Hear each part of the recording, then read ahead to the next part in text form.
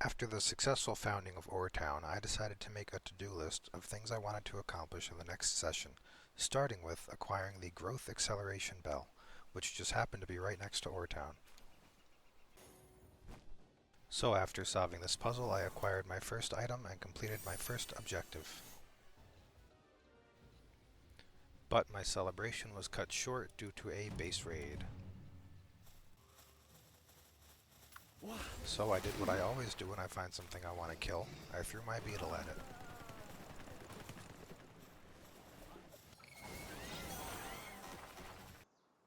After finishing that up, it was time for my second objective, which was acquiring the Pal Tamer glasses. Luckily, I didn't have to go far, but I realized I was surrounded by monsters that were better off left alone, like this level 44. Luckily, everybody was sleeping, so I got to my objective and made out with the goods. After going back to my base, it was time for the next objective, which was to catch a Demud.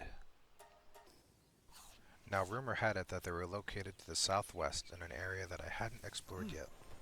So I set off in that direction, unlocking everything I could, including this tower, which took way too long, as you can see by this sped up video.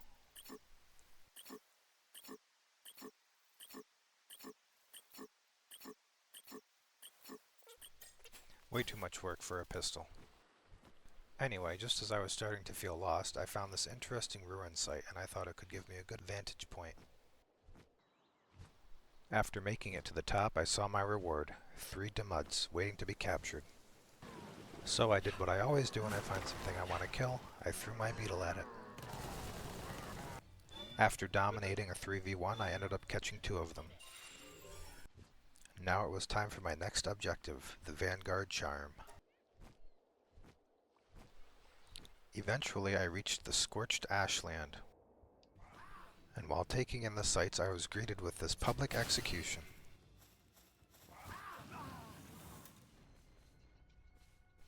Feels bad, man.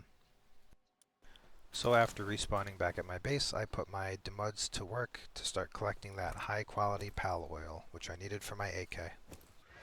I also caught a couple more Nightwings since I only had one, and I wanted some backups.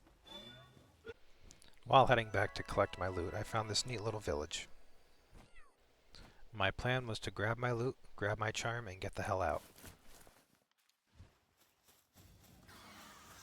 Unfortunately, I met some very aggressive pals who blasted me with a physics-breaking laser. Luckily, after 2 public humiliations, I was able to secure my charm. Yep. After safely returning to my happy place, I wanted to build my AK, but with only 16 ingots, I had to make a stop at Oretown. 244 ingots waiting for me. I knew this was a good idea. And after collecting some fiber, I was ready to build. I really underestimated how long this would take, so I decided to work on my base while this was building. I was able to build a much nicer shelter for my pals, and build a fence around my base, and still have enough time to admire the building animations.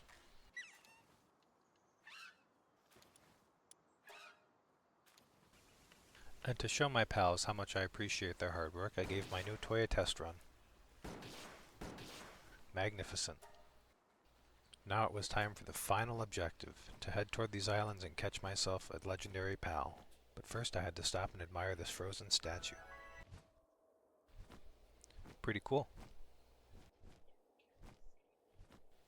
Finally, both nervous and excited, I started my final ascent. And my dreams came crashing down as I realized my Nightwing simply could not make the climb.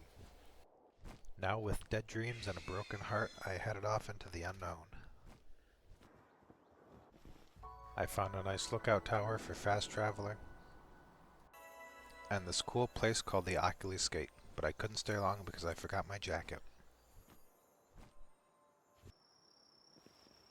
After unlocking this tower, I noticed a fast travel point close by, so I figured I could use that to go back to base.